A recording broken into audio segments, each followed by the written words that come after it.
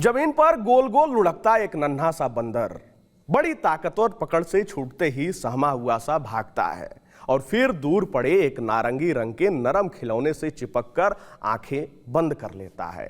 Social media पर viral इस video ने लाखों लोगों का दिल पिघला दिया। यह कहानी है जापान के इचिकावा सिटी जू में जन्मे बेबी मकाक पंचकून की, एक ऐसे नन्हे जीव की जिसने मां का मतलब दूध से नहीं बल्कि स्पर्श से समझा।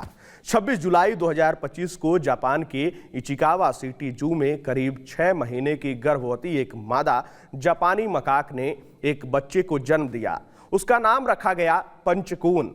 जन्म के समय उसका वजन केवल 500 ग्राम था। भीषण गर्मी और प्रसव की थकान से मां इतनी कमजोर हो गई कि उसने बच्चे पर ध्यान नहीं दिया।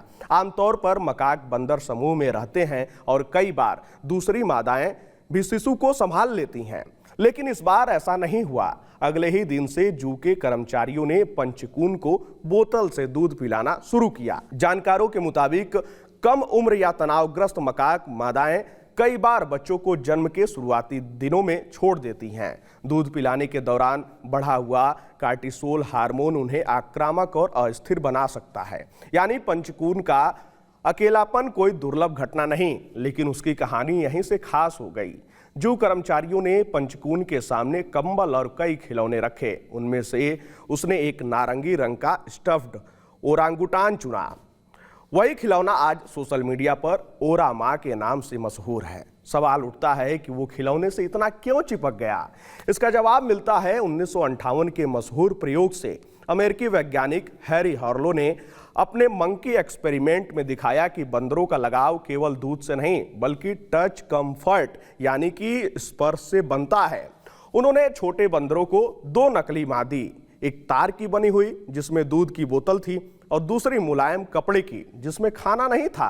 नतीजा चौंकाने वाला था। बंदर भूख लगने पर ही दूध वाली तार मां के पास जाते थे, लेकिन ज्यादातर समय मुलायम कपड़े वाली मां के साथ बिताते थे। डर लगने पर भी वे उसी के साथ चिपक जाते थे।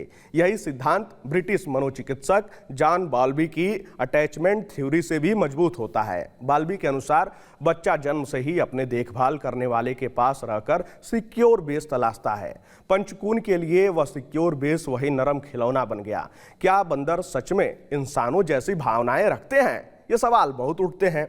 तो मशहूर प्राइमेटोलॉजिस्ट फ्रांस डी वाल कहते थे, इंसानों की भावनाएं बंदरों से अलग नहीं हैं, बस ज्यादा विकसित हैं।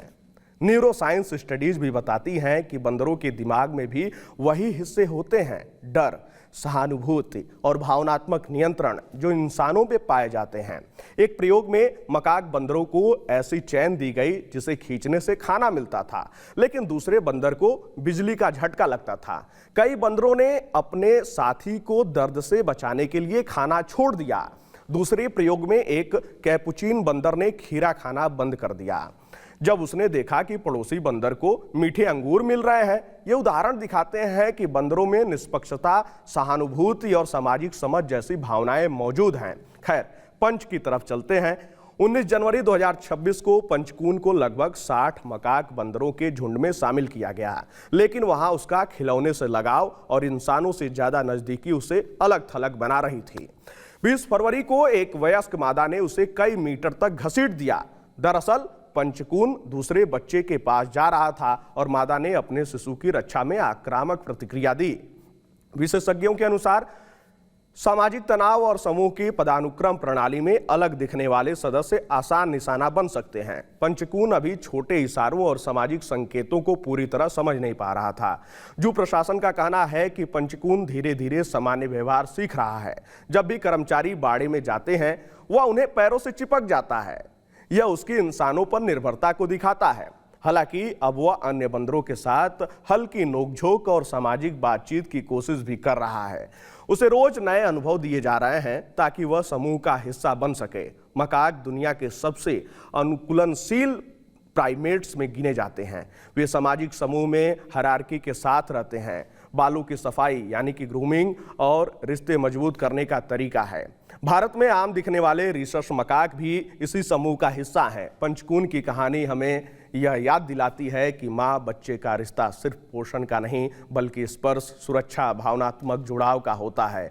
एक नरम खिलौने से चिपका वह छोटा सा जीव हमें समझा रहा है कि टच कंफर्ट केवल इंसानों की जरूरत नहीं, यह प्रकृति की सबसे बुनियादी भाषा है। और लाखों लोग तमाम उन वीडियोस को देखकर अपने आप के बारे में भी सोच रहे हैं, अपनी भावनाएं रख रहे हैं। खैर, इस पूरे खबर को लेकर आपकी क्या राय है? आप अपनी राय कमेंट बॉक्स में हमारे साथ जरूर साझा कीजिएगा।